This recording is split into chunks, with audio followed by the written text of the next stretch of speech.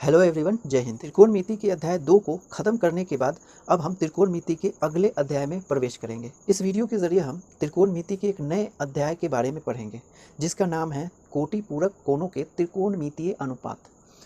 अर्थात यहाँ त्रिकोणमितीय अनुपात के बारे में ही पढ़ना है। यहाँ फर्क सिर्फ इतना रहेगा कि यहाँ पर कोण की जगह पर कोटि पूरक या केवल पूरक कोण का प्रयोग किया जाएगा। यहाँ पर पूरक कोण या फिर कोटि पूरक कोण क्या होता है, सबसे पहले हम इसे समझने की कोशिश करेंगे। एक कोटि पूरक कोण या केवल पूरक कोण को हम इस प्रकार से परिभाषित कर सकते हैं। तो कोटि पूरक या केवल पूरक कोण, जिसे हम कॉम्प्लीमेंट्री एंगल भी कहते हैं, कॉम्प्लीमेंट्री एंगल, इसको हम इस प्रकार से परिभाषित कर सकते हैं। लिखेंगे, यदि दो कोणों का योगफल, यदि दो कोणों का योगफल 90 डिग्री हो तो दोनों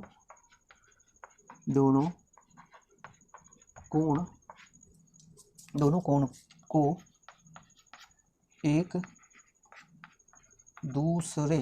दूसरे का कोटि पूरक या केवल पूरक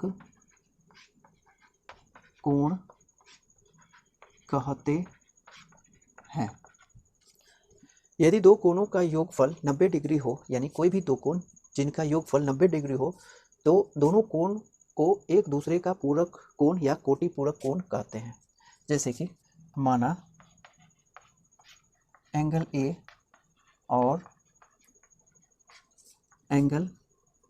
एंगल बी इस प्रकार हो कि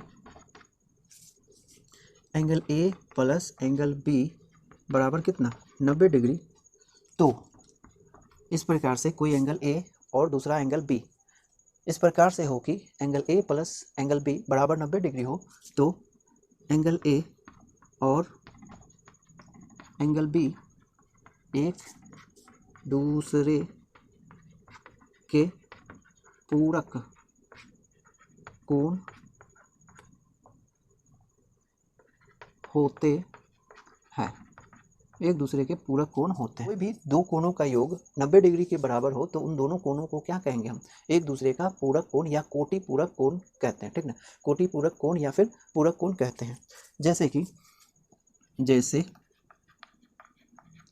60 डिग्री का पूरक कोण कह ले या फिर कोटि पूरक कोण कह लें, दोनों एक ही बात है। तो पूरक कोण या कोटि पूरक कोण, 60 डिग्री का पूरक कोण कितना होगा, 90 डिग्री माइनस 60 डिग्री, यानी कितना, 30 डिग्री। इसी प्रकार से 40 डिग्री का पूरक कोण हो जाएगा 90 डिग्री माइनस 40 डिग्री, यानी कितना, 50 डिग्री, ठीक ना। इसी तरह 35 डिग्री का पूरक कोण अगर प्राप्त करना है तो क्या करना होगा, इस 35 डिग्री को 90 में से हटा देंगे, ठीक ना।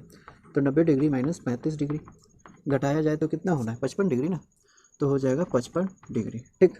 इस तरीके हम यहाँ पर देख रहे हैं कि 60 डिग्री का पूरक कोण निकालने के लिए 90 डिग्री में से 60 डिग्री को घटा देंगे, तो 90 माइनस 60 डिग्री बराबर में 30 डिग्री हो जाएगा। फिर 40 डिग्री का पूरक कोण कितना होगा, 90 माइनस 40 डिग्री कितना हो जाता है, 50 डिग्री।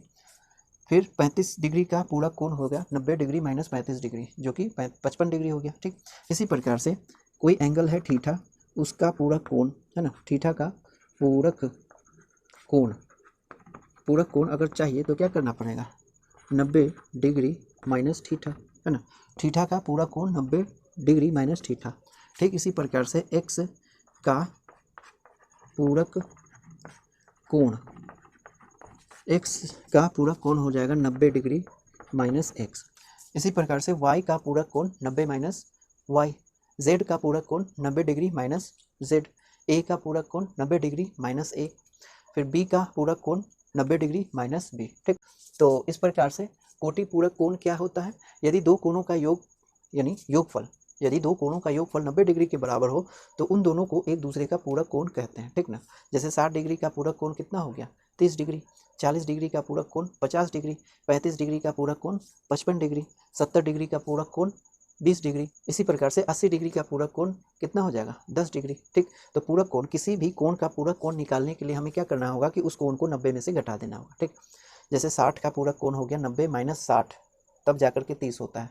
फिर 40 का पूरक कोण कितना होता है, 50, कैसे आएगा, 90 माइनस 40 डिग्री, तब जाकर के 50 होगा, ठीक। इसी प्रकार से 20 डिग्री का पूरक कोण कितना होगा, 70, कैसे होगा, 90 माइनस 20, तब जाकर के 70 होगा, ठीक। इसी प्रकार से थीटा कोई एंगल है, उसका पूरक कोण निकालना होगा तो कैसे निकालेंगे, 90 में से थीटा को घटा देंगे, तो 90 माइनस थीटा, थीटा का पूरक कोण हो गया। एक्स का पूरक कोण चाहिए तो 90 में से एक्स को घटाएंगे, तो एक्स का पूरक कोण 90 डिग्री माइनस एक्स। ए का पूरक कोण 90 डिग्री माइनस ए। इसी प्रकार से हम पूरक कोण निकाल सकते हैं, ठीक। तो आप इतना नोट कर लें।